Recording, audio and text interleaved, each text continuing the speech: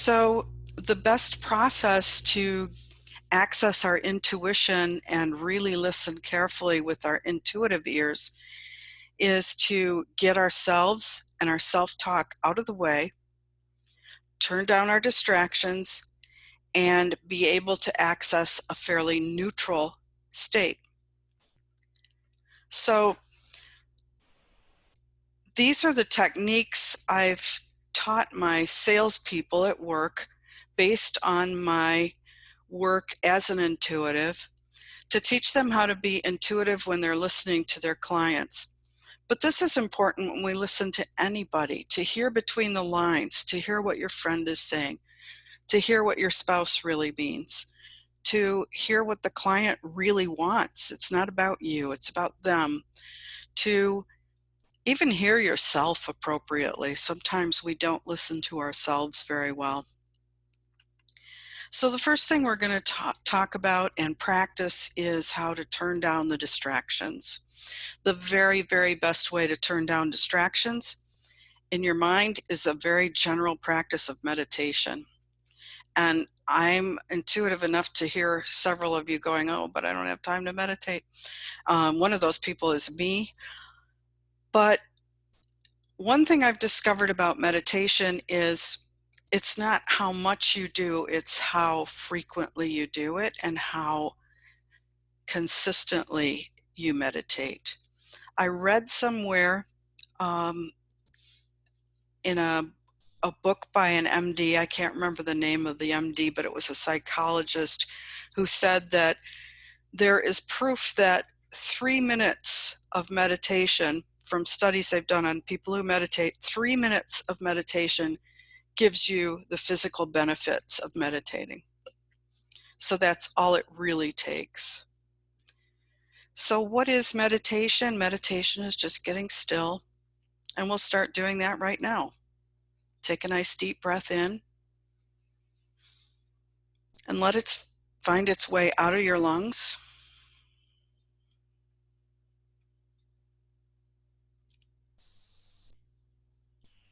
And then just let your breathing breathe.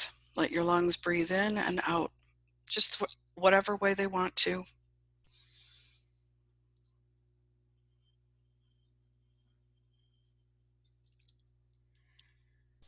So after a couple of breaths, your breathing will be organic, easy, effective. And hopefully you're in a place where you can close your eyes.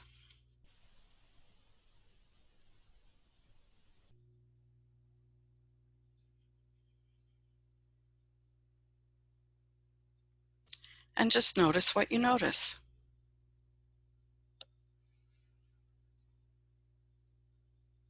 A lot of people think that meditation is a place and a state where you need to stop thinking. I've yet to meet a person who can stop thinking. But meditation is most effective when you can get to that silent state. Some people call it between the thoughts. Some people say it's closing down the thoughts or quieting the thoughts. It works a little bit differently for different people. But it works best if you don't fight with your thoughts. Just relax and let them be what they are.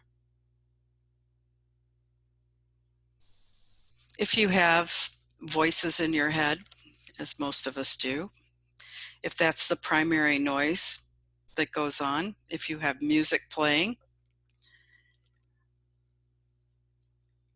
you can just imagine that there's a volume button. There's a volume dial. Turn it down. Turn it down a little bit more. Take a breath and just listen to your breath come in and out.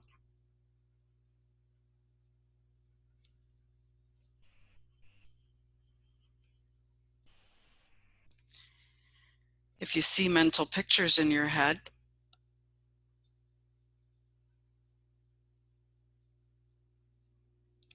as you're almost guaranteed to do, just push them away.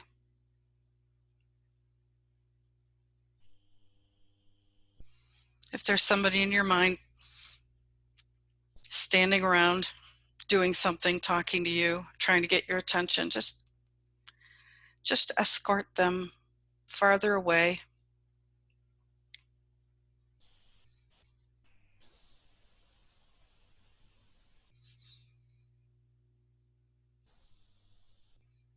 If you have an analyzer, sort of a sub-personality that tells you about things, like, oh, this is what she meant when she said that.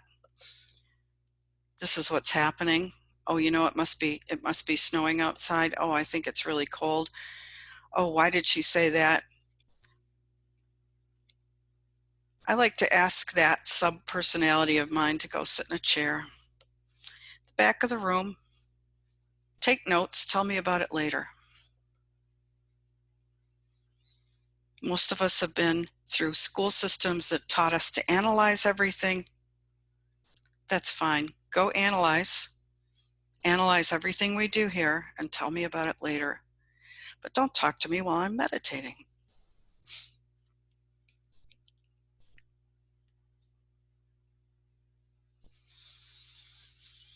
So in these ways, we turn down some of the distractions and allow ourselves to be still.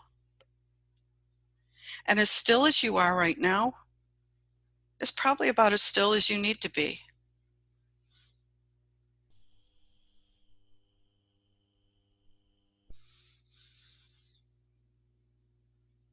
So there's no need to be demanding about it.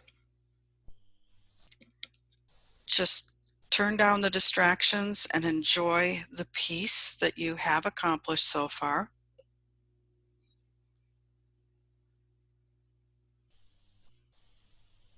And relax just a little bit. Now we talk about intuitive listening and accessing our intuition. You can hear it much better in this state, but this isn't something you do every time you listen to somebody. That wouldn't work too well.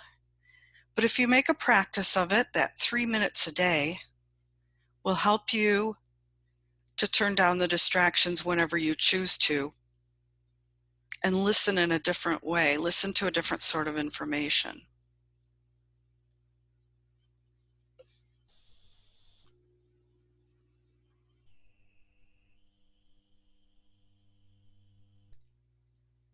So I highly recommend meditation, and if you don't have a practice of it, yoga, tai chi are good. Music, coffee in the morning, 3 minutes of quiet. All of them work well. And I've found that even when a meditation session doesn't work too well, I didn't get as quiet as I wanted to, it still has a good effect on me throughout the day.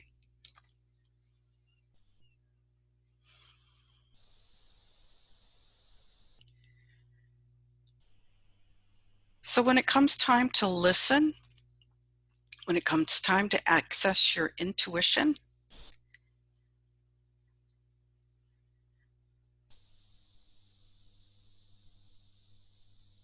the biggest obstruction is usually ourselves.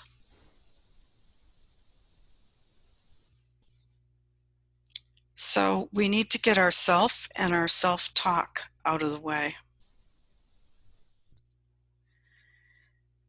This tends to affect people in a number of ways. The distractions, some of that is our internal voices, some of that is external stuff.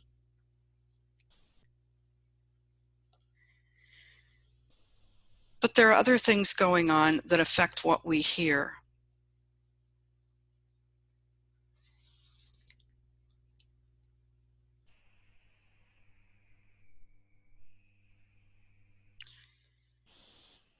Most of us are dealing with some kind of patterns, some kind of emotional patterns that we've developed since time immemorial. I was going to say since childhood, maybe since childhood in a previous life, who knows? But we all have patterns and we kind of know what they are.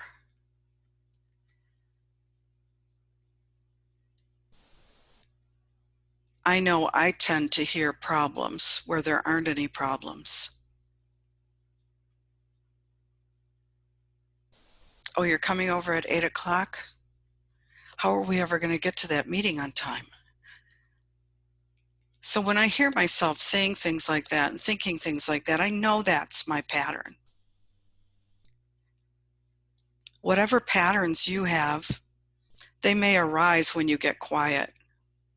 You may think about how somebody insulted you or how your relationship isn't going the way you want it to, or you may find yourself worrying about the balance in your checkbook, or whatever it is that you do, whatever your shtick is. It will show up when you have been meditating a little bit. And it will show up when you're listening to people and trying to access your intuition. And you'll hear things that maybe are not there.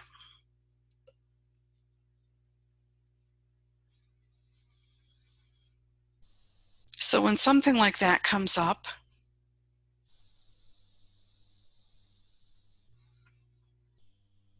there are several ways you can deal with it. One is just to recognize it.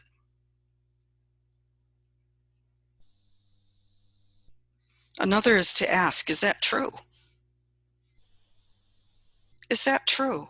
Is what I just thought true? Did that person really insult me? And a lot of times, my thoughts aren't true. It's not intuition, it's BS, basically. BS that I tell myself. So one thing you can do is ask, is it true?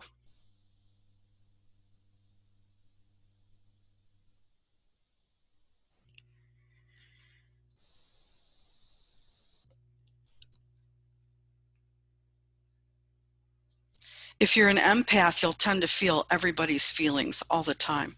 I'm an empath.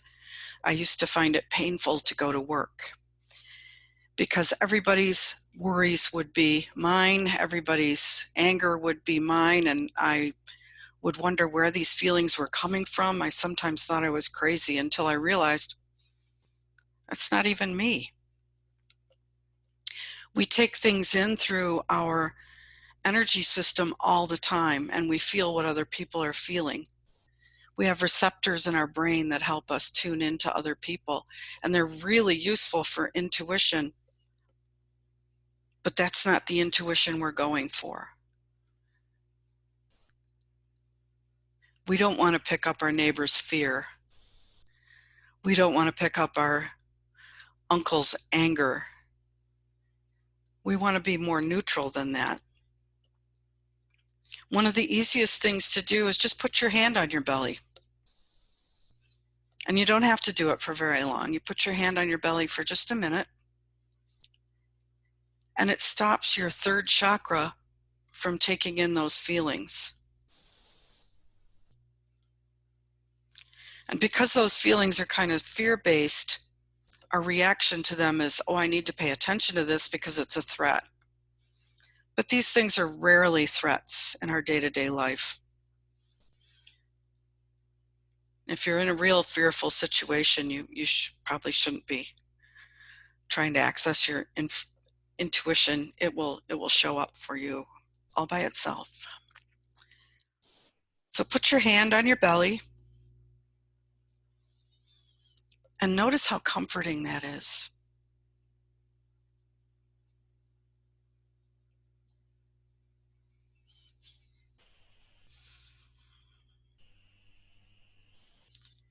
Bypass all the outer energy right now and just feel your own energy.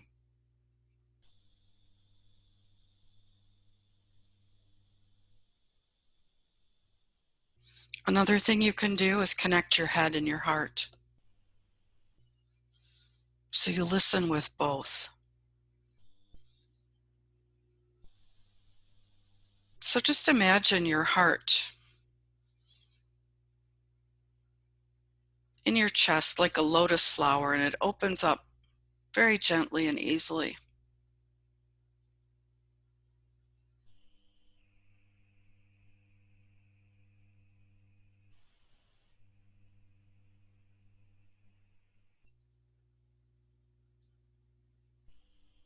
And then imagine a line of energy goes from your heart up to your head.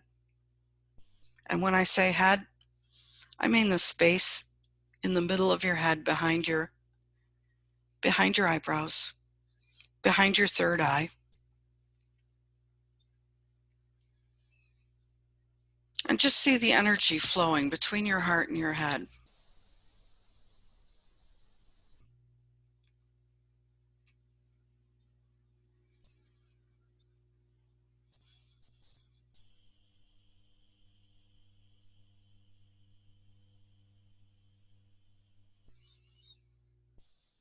So we've gone through a number of techniques for helping you access intuition. And you probably don't need to do all of them. If you meditate and get quiet on a regular basis,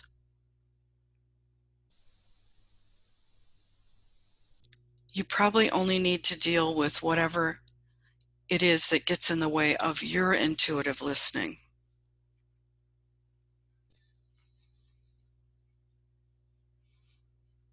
So as we go through these things,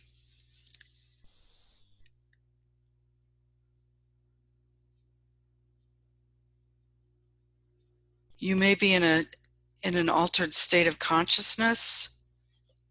You may not be thinking explicitly about them, but just kind of come to the surface and grab them when they pertain to you.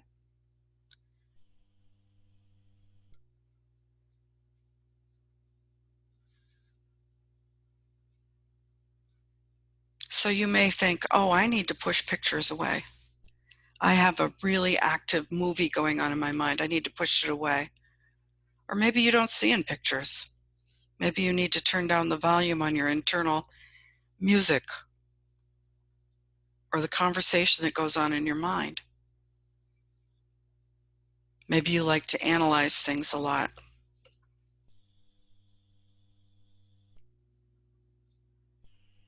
So when you're trying to access your intuition, ask that analyzer to go somewhere else and get busy taking notes.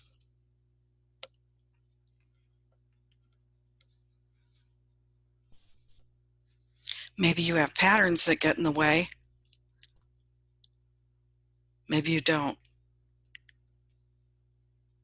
Maybe you're an empath and you need to turn off other people's feelings coming in your third chakra.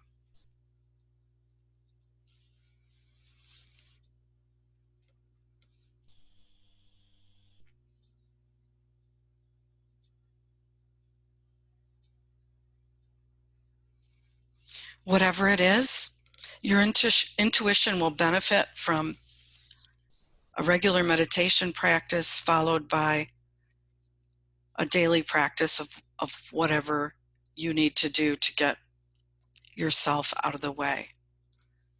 So now we're talking about maybe 3.5 minutes, nothing onerous.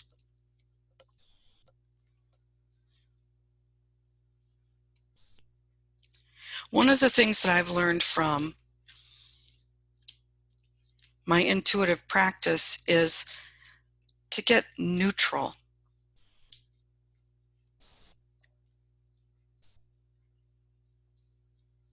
To get my opinions, my judgments, my point of view out of the way, and to get my opinions of people out of the way so I can read them in a neutral way. So, if someone is doing something I don't approve of, don't agree with, and they want intuitive information from me, it's not for me to make a judgment on that. But naturally I will, so it's important to get neutral. And there are some energetic ways to get neutral. And we'll go over those because they're actually the most helpful. These are the power tools for intuition, and everyone here tonight is pretty adept with energy and knows how to do these things. So I'm going to run through the neutrality actions to establish neutrality. You can practice these in meditation,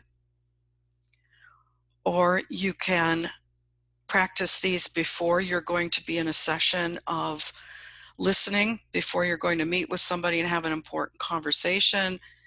Or if you are doing intuitive work, you can do these things as you prepare for an intuitive reading. The most important thing is to be grounded. It's really important in these days of doing everything on Zoom. We have a tendency to develop a very short attention span and to become very ungrounded. So there are several ways to get grounded. The easiest is to put your feet on the floor or on the ground, walk outside. Sometimes it's not easy to go outside.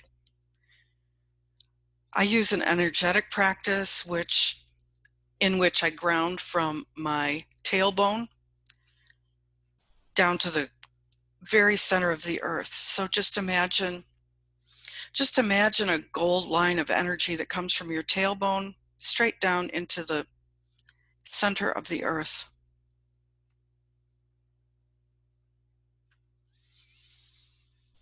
A lot of practices teach grounding through the feet, but grounding from the first chakra is extremely helpful. And it's a good way of getting neutral, because energy that you don't need can dissipate through the gravity in that grounding cord and go into the earth. You don't need it anymore. So imagine that grounding field going from your tailbone right straight into the middle of the earth. And imagine that field being bigger. Oh, maybe as big around as your hips. Maybe even bigger than that.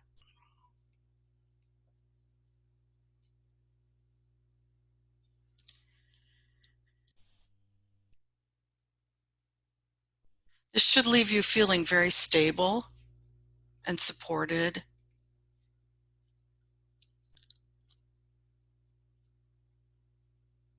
And you can, by very simple intention, let go of any energies in your field that you don't want there. You can let go of thoughts, feelings, discomfort. Just let it all fall right out of your energy field and into the center of the earth. You can imagine this grounding cord as a field of gravity, which pulls things right down into the earth that you don't need anymore.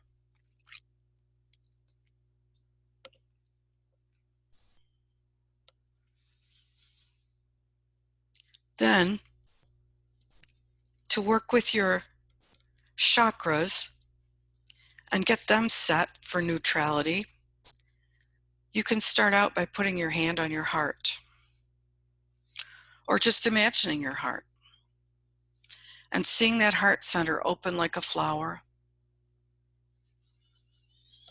Imagine you can breathe in and out of your heart.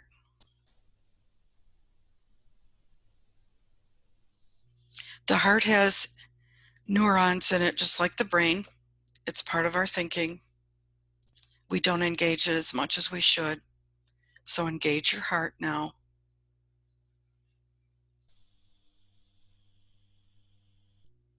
You can remove your hand from your heart. You don't even have to place your hand on your heart, but it's a reminder that it's there and that you need to engage it.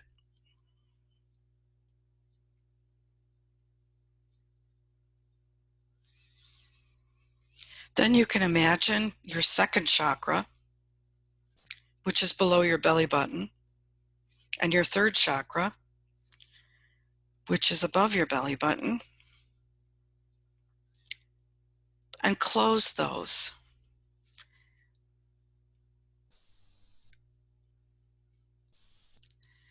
You can think of them like flowers that close down. Don't close them entirely, but just close them down a little bit.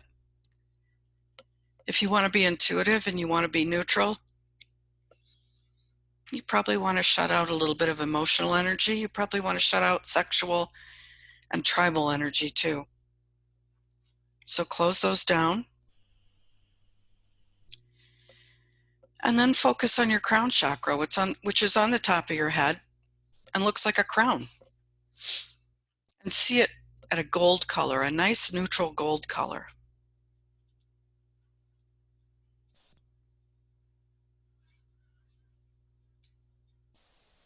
Gold is a wonderful energetic color because it allows you to be neutral, and yet it allows you to be very conscious. So setting your crown at gold can be very helpful too.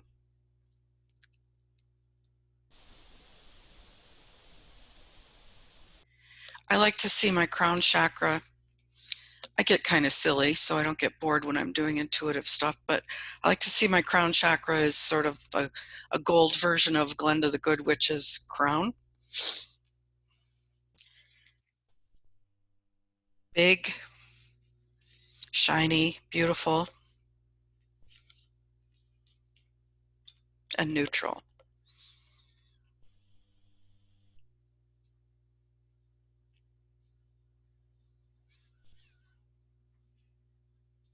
So now we're in sort of a neutral space, and we can access some information before we go. So what intuitive information do you want? Do you want information from yourself? From someone you know?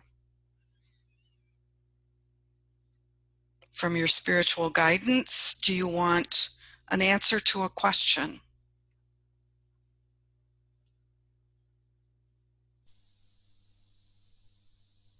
Whatever it is, formulate a question. Don't try to get the perfect question because that'll take too long. But formulate a question. If you think of the perfect question later, you can still ask it.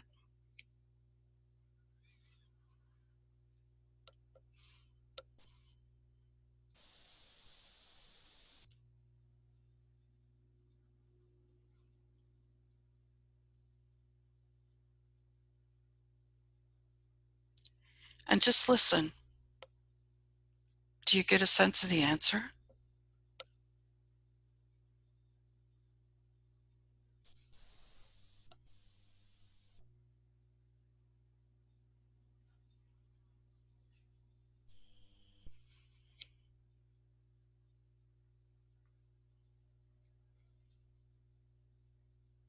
Whether you did get an answer or not, whether it was clear or muddled, you did it right.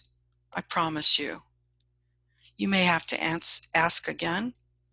You may have to wait a while. You may wake up in the middle of the night with the answer.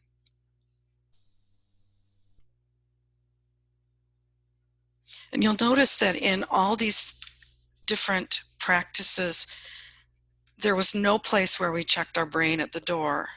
So you want to double check your answer, whatever information you got.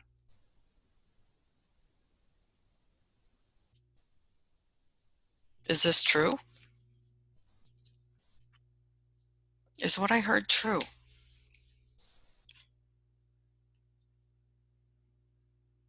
Does it make sense? Does it hang together?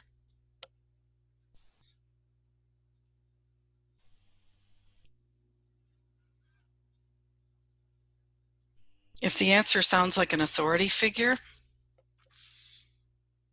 or even your mom,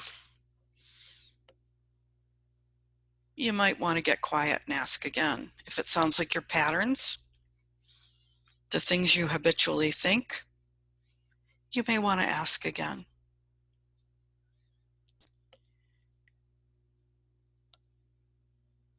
If you're intuitively listening to a person, ask them questions.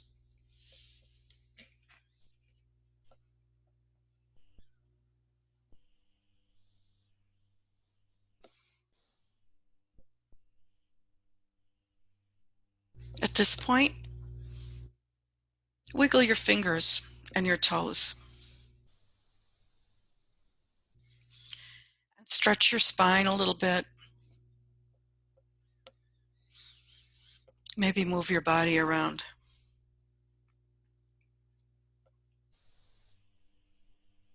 Take a nice deep breath and come back to a more normal state of consciousness.